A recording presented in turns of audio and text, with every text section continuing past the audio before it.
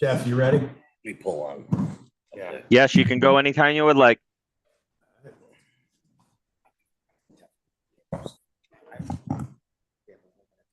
One minute. Almost there, brother. Hold on. I'm gonna take out Yeah. the special town council meeting. Yeah. Yeah. Yeah. Abstain. Yeah, it was in their package. Good evening. Welcome to the Hoffman Town Council meeting for July 21st, 2025. I start off with a silent meditation, salute the flag. I'll ask you to put your phones on vibrate or off.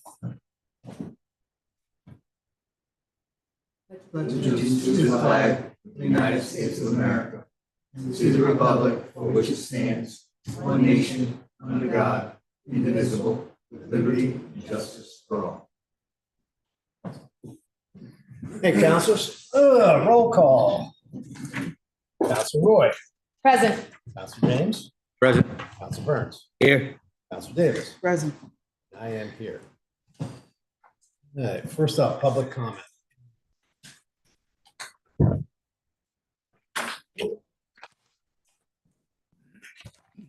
Hello, I think most of you know me. Unfortunately, I really don't want to be here, but unfortunately, as long as my properties. Oh, I'm sorry. My apologies. I'm not used to this. My name is Douglas York. All right, like I said, I really don't want to be here, but unfortunately, as long as my property is being damaged and my rights are being violated, I have to come here. All right. So I know most of you say it's a civil action, but you know what's amazing to me? And I'm talking about my property. False deeds was written in this building and filed in this building. From that desk right there, there was a town solicitor gave an opinion. They gave a building permit to House of Habitat. Al Diori took that opinion. He's a surveyor and an engineer and knows how to do deed research, but took that opinion and actually got his buddy a subdivision approval. All right, knowing that there wasn't a deeded access, and it's been proven. I've been telling this town that for years. All right, since then, I informed the town, Peter Gingerella doesn't have a right of way through my property, and I've informed everybody on that. And I'm just bringing up history, but the building department gave him a permit anyways, and now it's a daycare co-op bringing a lot of traffic in, doing more damage to my property, as well as I got a jockey to get in and out at times. All this was done right here, not in the civil court, right here, from that desk. So when you guys say it's a civil matter, why do I have to go civil to? Why can't I talk to the people that sit at this desk to see if we can come up with a resolution? Now we got an ongoing problem. I have an ongoing problem with the police department. All right. They have written the first thing in the consent order that I signed says there'll be no harassment. The police department has been writing tainted police reports for years. While my fence has been ripped up, thrown down, all kinds of stuff on my property. But when I go down and they write a police report that favors the people that are violating my property rights, I go down and they say, Mr. York, we're not taking any more information. Why don't I have a chance to rebuttal? All right. First thing it says is there'll be no harassment. They're constantly writing my neighbors, the people that didn't have the right of way that I actually granted. They came to me with a consent order and said, hey, if you sign this, we'll maintain the road. We'll plow the snow. There was only 4 houses. I was like, all right. At one time, we were all friends. All right. They violated that consent order over and over again. All right.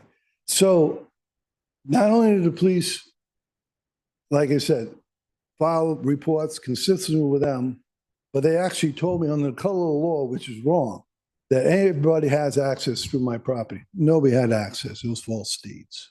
And they've been proven false, finally proven false. It's hard to prove that Bigfoot does not exist. So it was tough to find out till they finally had to admit that they were falsified deeds. A deed has The person that gave the deed, so somebody owned my land, would have had the right away, and there would have been a book and page. There was none, never was. It was always with permission, friendly gesture, all right, which you cannot get prescriptive from. But needless to say, moving to the problem that I'm having with the police department. The police department has refused to take any police reports from me or anything while Gary Williams writes a police report saying I'm trespassing when I'm obviously in the middle of an easement, the right of way. But he gets out on my land and confronts me on my land while I'm working on my land, and then goes down to the police department and writes up all kinds of things to be on the record. I go down and rebuke it. Mr. York, we're not taking it. So here's the current problem. All right. They dug down my land. They removed the crown. They're not supposed to whine. They broke every consent thing. My land is damaged. So I told them, I wrote them back. They said, we're going to fix the property, but they never give me what they're going to do or the time frame. I said, we sent you a demand letter. You're not to touch my property until we see this in court. They came on my property anyways. Who is they, Mr.? Oh, I'm sorry. I'm bad at that. Gary Williams, Mike Gingerella, Roger DeSoto. Before that, Peter Gingerella is the one that dug down my property without permission, without even anything, just dug it down with a big tractor, and he's not supposed to be doing any work on it. All right? So they come on my property. I asked them, I said, first, I told you not to come on the property. All right? I said, I told you, have your lawyer talk to mine. Gary Williams is saying, I'm not a lawyer. I don't know. I said, did your lawyer talk to mine? I'm not a lawyer. I don't know what the lawyer said. Mike Ginger said, yeah, our lawyer said to do it. So I go to call my lawyer. She was busy in court. Later on that, she says, I never talked to anybody. Now, I showed this to Ed James. By the way, are you related to James at the R&R? I mean, sorry, No. Nope, different family. But anyways, I showed him because he's a motorcycle rider. I ride motorcycles. And I have a sports with low profile tires. My truck, not so much because of bigger profile tires. These things were damaged when you would go off the road, have a blowout, injure, someone could get killed, cause an accident. My jet ski trailer, all right, could damage the tire, blow out, jet ski trailer, boom, cause an accident. This is not material to fix a road. This is base material that's supposed to be down the first layer. Then you put in 3 or 4 inches of process on top of that, of 3/4, and then 2 or 3 inches of additional. This should be buried 6 or 8 inches down, not on the surface. There's thousands of these rocks all over my property. And anytime it rains, because the crown is no longer gone, there's puddles, the dirt washes away, and then they're exposed, some with sharp edges up. All it takes is one to damage a motorcycle tire and somebody gets killed. I was wondering why I had Glenn Ahern when he was acting police chief, all right, while Mark Carey was on vacation, was at my house. He said, I can write a police report. Well, now we walked the land and showed, he pointed out some things, says, yeah, that's dug down. It's got to be brought a lot of fill in. We discussed things on what it was. 3 weeks later, I called him and said, hey, because we're supposed to have a meeting to say, can we have cooler heads prevail? I'm busy. 3 weeks later, I get an email. Nothing about what we discussed. In fact, it looks like a cover-up for the people that damaged my property. I don't want these on my property. I don't want to be liable, and be honest with you, you wouldn't want them on yours. All right? Glenn said, he says, I have to talk to some people about the meeting. Well, I was kind of wondering how many people. I said, what? Mike, I forgot his name, for the police department, Coslino, I think it is. You know, I talked to him a few times, so I'm a very, very nice guy, very easy to talk to. He says he's one of them, but obviously it started dawning on me. He didn't get back to me, he kind of avoided me, and I've known Glenn for years. Well, I trust him, he's very honest. people above him, it just dawned on me, is you guys. So, guys, we gotta have property rights protected. We can't have damaging material put on somebody's land. I'm sorry, I'm away from the body. Put on somebody's land that could damage or cause an accident or possibly death. All right? This shouldn't be on my land. The police should have made a police report, specified it's still over my land. There's thousands of this rocks exposed all over my property. I couldn't even mow the sides because of the lip, or if I wanted to, because you can't mow over this. That would go right through your lawnmower if you did do that. All right, but that's not the lawnmower is one thing, but that's still damage. Damaging or somebody getting in an accident, like Ed James, he could really appreciate. He wouldn't want to run over this, or next thing you know, takes a corner, tire blows out, him and his whoever could be on the back. Some things have got to be, I know I'm not supposed to put it. Some things have got to be corrected. My rights, they violate every part of the order. Nobody should be able to come onto my property and do things without my approval, damaging my property and putting my land in jeopardy. I don't want them on my property. Not only the people right now, because I can't trust them, but, you know, that type of material. It'd be one thing if they brought in 1/2 or 3/4 inch. That's not suitable. On top of that, it's only on my property. There's still a pile there. I told them to get off. They hit me when I'm not there. Next thing I know, Roger Shaw is coming in with a bucket load more, putting it on the road. I go, Roger, what are you doing? I told you get off. I want to use it up. You're not putting that on my property. And I told Gary Williams that started. I said, whatever you do, that is not going on my property. But they did it anyways. So I need some help from the police department, which you guys are over top of, to protect my property rights, my safety, my family, my friends, my pastor who stores his bike at my house. This should not be able to go on. I thank you for your time. Thank you, Mr. York. Anybody else for public comment? Anybody online? Nope. All right. Everybody good with the agenda order? Yeah, that's fine. Consent agenda. Consent agenda, approved town council meeting minutes of July 7th, 2025. Approved special town council meeting minutes of July 10th, 2025. Approved tax adjustment requested by tax collector. Approved tangible tax abatements resulting from duplicate billing submitted by the tax assessor. Approved monthly reports by monthly reports. Town clerk. I make a motion to approve the consent agenda with the exception of approving the special town council meeting minutes of July 10th. Second. Motion for a second, all in favor? James, I Davis, aye. Roy, abstain. No, I took it out. No, you didn't take out both of them. Oh, okay. All right. Roy, I. Good to go. Motion approved agenda. Good. Go ahead. Yep, go ahead. Make a motion to approve special town council meeting minutes of July 10th, 2025. Second. Motion for a second, all in favor?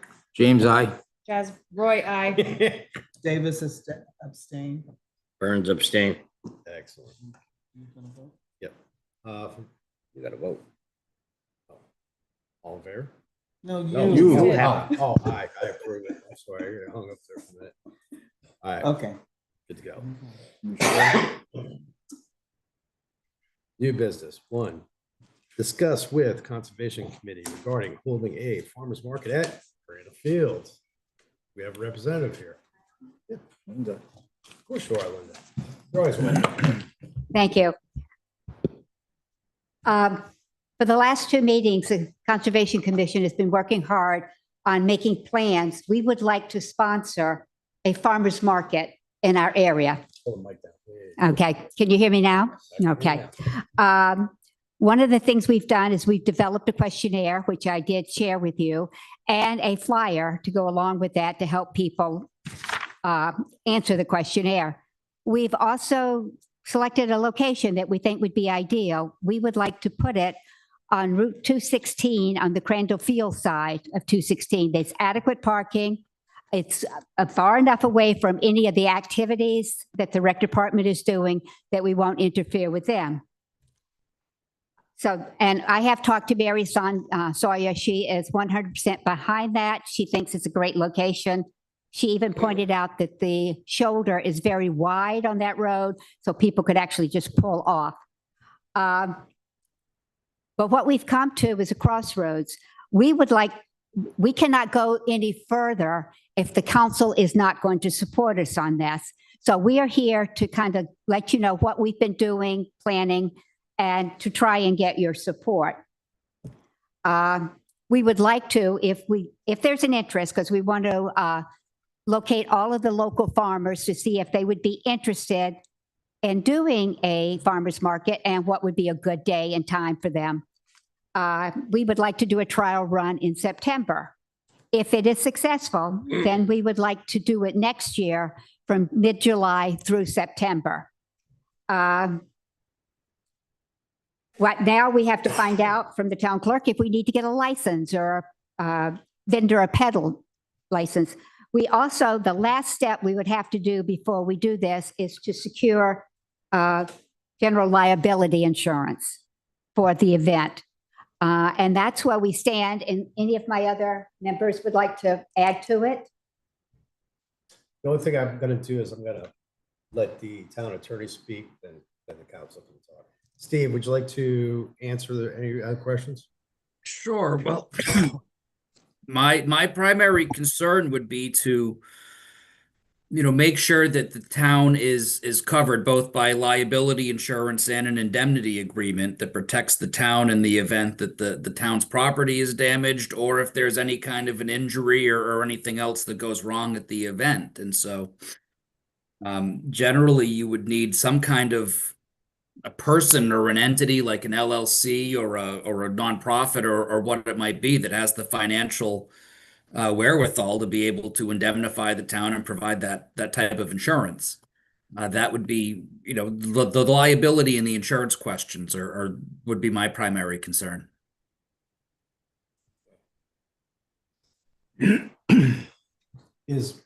Steve, the question would be is where they're part of a board or a committee, would they be covered under the town?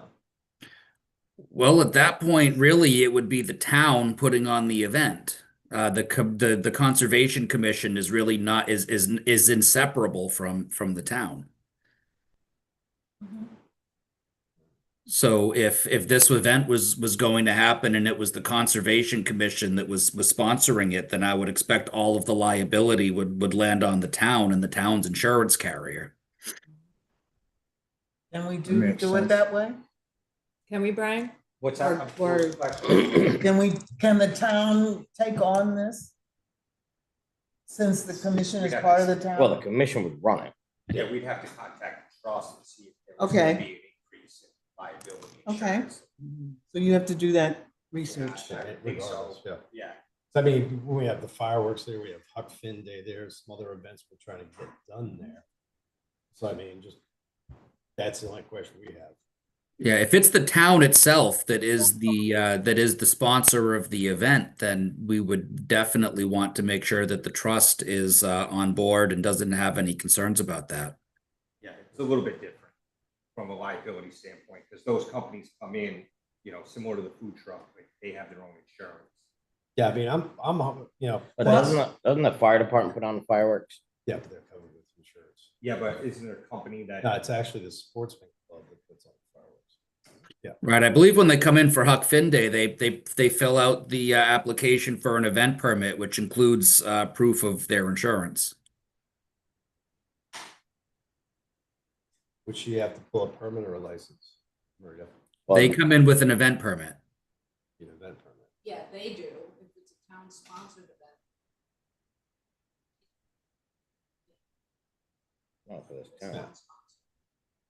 Do they? This is I think it's a great idea. And if it's sponsored by the town, I was gonna ask you.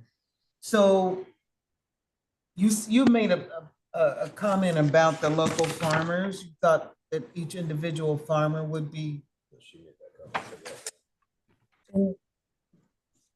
I guess my question is, if it's part of the town, then the farmers would not be liable for anything. It would just be the town, right? Well, I can't necessarily say that. I mean, if I was an individual farmer, I don't know, possibly would be concerned that, you know, if you trip and fall right in front of their booth, or you buy something from them maybe and you know, unfortunately like get sick from it, then you know that could land on the individual farmer. When someone gets injured, their lawyer is going to sue everyone they possibly can. That's just typically how it works. So yes, I mean, if somebody was to be injured at this event, then it could very well be a lawsuit against the town and any number of the vendors there and anybody else they can think of. How about we do this? We need to also research about the farmer's market that's at like South Park. Kingstown. Or even Richmond. Kingston. I Richmond mean, does a farmer's Richmond's got market. one in the parking I lot. mean, Wesley's I got can't one. believe Yeah. that- Yeah, at their town hall, they do it. Yeah. So, I mean, Yeah, no, I don't think it's impossible to do, but I would definitely, I mean, if there are other towns where they're doing this successfully, I would ask them, you know, what arrangements they have for things like insurance and things of that nature, because you know, I'm not really familiar necessarily with, like, you know, the business of a farmer's market. How about we leave it at this? But I don't know generally, you know, I would imagine that there's some kind of an agreement between the vendor and you know, the farmer and the entity that is sponsoring the event. And so we would, you know, I'd be happy to, you know, review whatever documents like any other town has that puts on an event like this. Let's do this. We'll leave it with the trust. I'm on board with it. I think it's long, 20 years overdue. Okay. I'm on board with it. I'm pretty sure you guys. are. yeah, Yeah, I think it's good. I think it's a great idea. What was your name, dear? Linda Diorio. Linda Jasmine. Nice to meet you. Past town council president. Past town council president, wonderful. So I picked the liaison for the Crandall, like the rec house, the rec center. Mhm. So if anytime you want to contact me and sit with Mary and everything, I'm more than willing to help and collaborate and stuff like that. So if you have any other very good ideas like this one, I'd love to be involved. Steve, can we? Yes. Brian, can we get an answer pretty soon so we can? Yeah, I want this I'll to- reach out to other towns. I don't want this to be August 31st and we're. And in the bad. interim, can she still do her questionnaire? Put Yeah, the questionnaire Why on the not? I mean, website? it's not gonna be like a costly endeavor, right? So I wouldn't, I don't think, I mean, you can, a rider on an insurance policy to cover events are usually not that costly. yeah. No, I'm talking And about the survey that The you're. trying to- survey. Oh. This, that The you're gonna survey contact. sent. we're going to Yeah. actually, one of our things is we would like to also sit with the tax assessors to make sure we have the name and address of every local farmer in Hopkinton. Because, you know, just because someone's in the open space farm forest doesn't mean they are a farmer. They just have a large piece of property. And, Correct. Mhm. so we want to good. make sure we have we are sending it to actual farmers. Okay, sounds good. Mrs. Spears, do you want to speak? Yeah, come up here though. Yeah.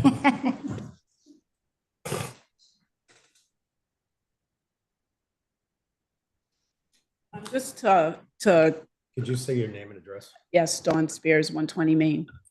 And I'm a part of the Conservation Commission. I just wanted to add and piggyback on what was said. And one thing as a farmer, when you participate in a farmer's market, you do have to hold insurance. So that's Okay. one thing to consider.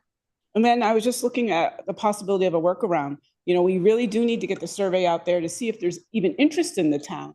But also, maybe there's another organization within the town that would want to host it. And then that would just take it right liability away. right away from us.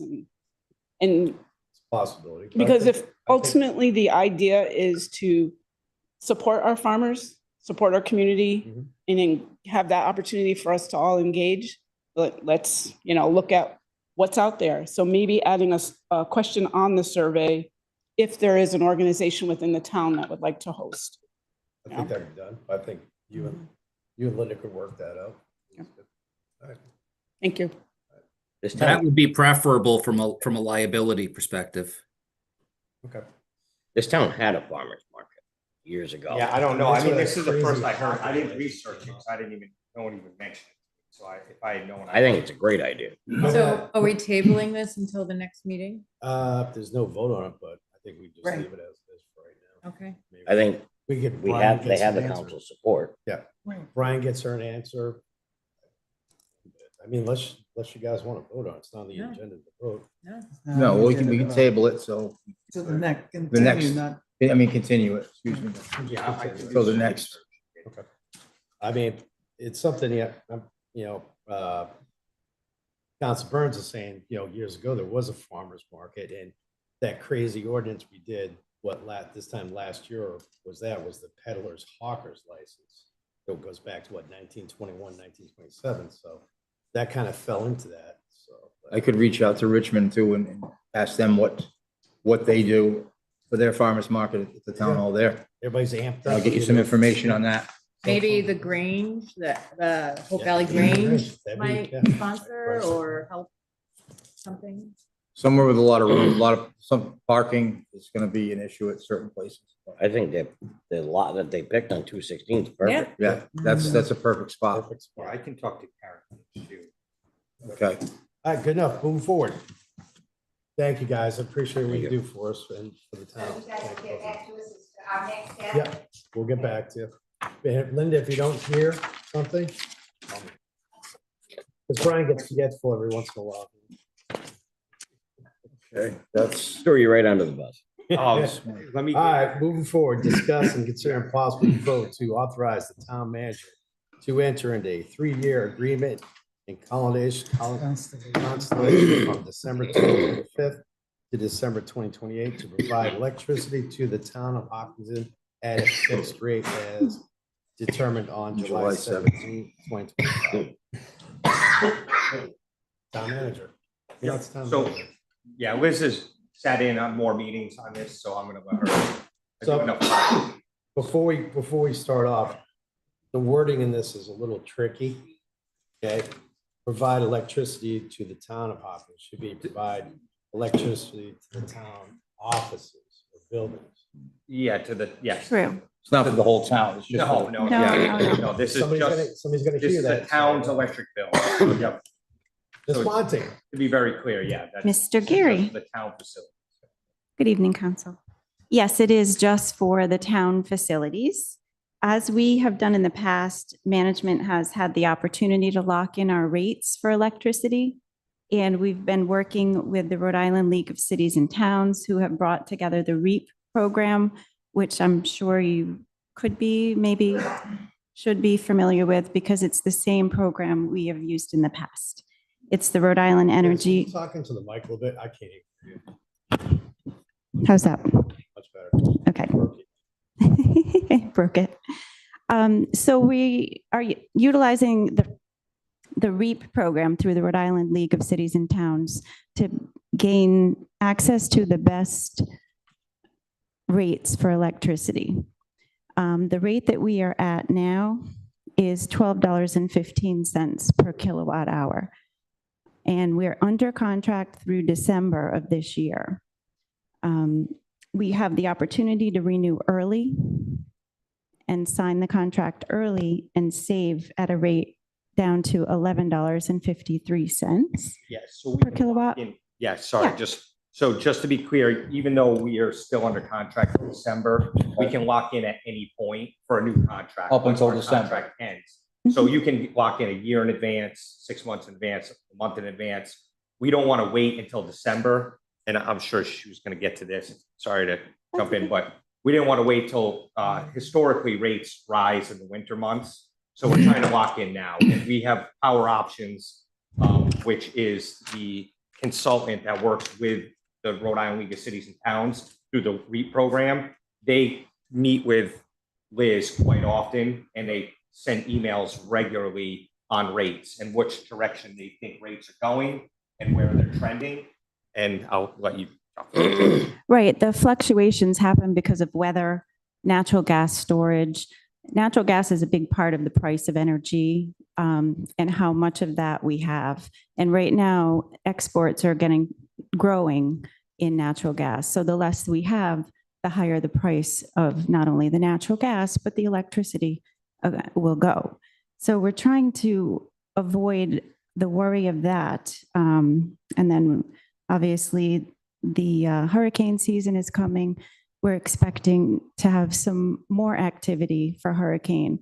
And these are all estimates that Power Options and the others work together to try to anticipate. So they're bringing to us, now is a good time to renew. So Yeah, and there's no crystal ball. This is always a tricky one that we kind of talk with them quite often to try to be like, you try to nail it down at the lowest point possible, but you never know, right? I mean, you could be like, all right, August is the best month to do it, and then something happens overseas and rates. There's so many variables, but you know, that's why we use consultants that help us to try to target and pinpoint a low. And then they reached out to us and they're like, now we think is a good time to lock in, even though your current contract goes till December of 25. So we're trying to get it locked in. We're going to see an immediate reduction as of January from our current 3-year contract. And again, the REAP program just brings 36 municipalities in the state together, and they increase the purchasing power. So when you have all the municipalities together, they can go to like Constellation in this instance. At one point it was, I forget the previous electrical company, but Direct Energy, I think it was. So they negotiate with these big players and say, listen, we have, you know, the town of Hopkinton has we use about 208,000 kilowatts per year, but we're a small municipality. So when we piggyback with Providence and Warwick and West, you know, all the other big municipalities in the state, we get a little more purchasing power, and that's the whole concept behind the program. How many towns have already got on board with this? Well, it's a rolling thing. There's 36 out of 39. Yeah, but I'm saying since Wesley got into this, Richmond. I know Richmond definitely, but you can lock in again at any point. So, you know, they're either under contract or renegotiating contracts. Not everybody is up for renewal in December. Yeah. So they could have locked in, you know, August or July or whatever it is, and they get a 3-year contract. Sometimes people do 1-year, 2-year contracts, but the rate will change. It's like a commodities market, you know, that's what it is.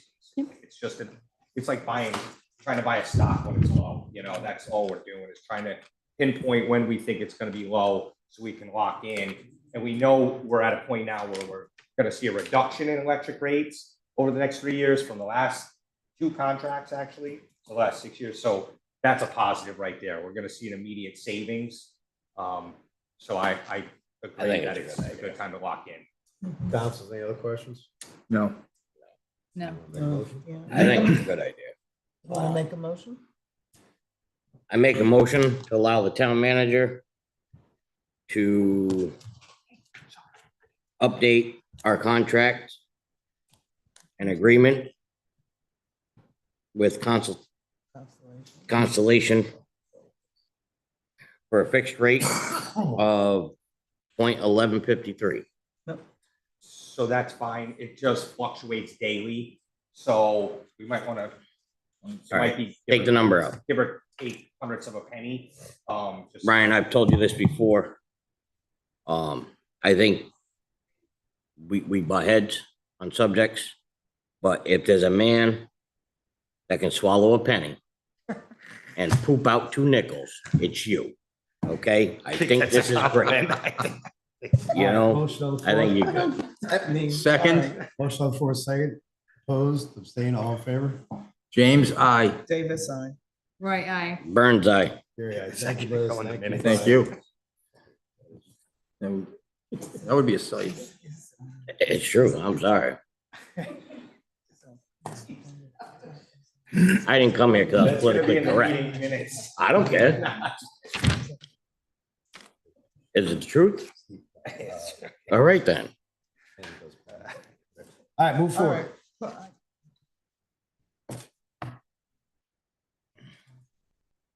No, we'll talk. Yeah, that's fine. Oh, no, yeah.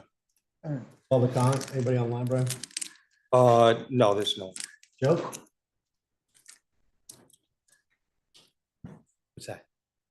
Bob told me to give this to you. What is it? Wipe off the nickels. Oh, yeah.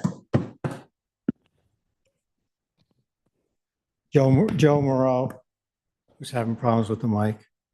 I remember, I think it was last year, a gentleman came here and was involved with the Dow Field and wanted the town to be involved with a food truck event. And he was looking for some dates.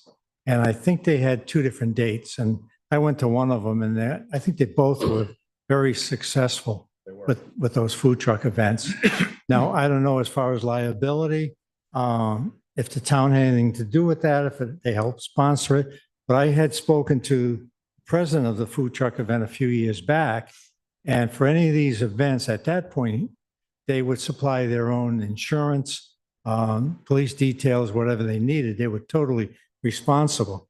And I just spoke to Linda outside and asked them if they would consider Dow Field.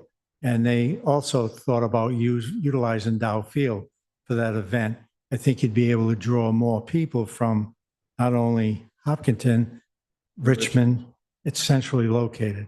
The reason, I remember this exactly, we went over this. Dow Field, and if I'm wrong, somebody correct me, is Grange. privately owned by the Grange. That's why they could supply, that's why they hosted it. So, yeah. So is it a possibility that they could sponsor a food truck? I mean, a farmer's market? I'm not gonna speak for them, but I'm sure they probably would. Okay, Anthony Appice is I believe, the president of The Grange, the correct. Grange. Yep. So he would be the one to talk to. Good guy. the other thing is, we're talking about the EDC commission and being involved in bringing business and things to town. And I wonder if the EDC could be part of that, where they could help out, whether it's at Dow Field or at the Crandall Field, to help bring business in. Just a thought. I don't think it's a bad idea, Joe. I mean, probably it's a good idea. Reach out to them if you'd like to. Just, Okay, thanks. Thank you, Joe. anybody else? All right. Session time. Executive session. I make a motion that we recess to executive session under Rhode Island General Laws, section 42-46-5A2, litigation, opioid litigation settlement participation, Purdue plan. Second. Motion on the floor, second, all in favor? James, I. Davis, aye. Roy, aye. Gary, aye. Burns eye.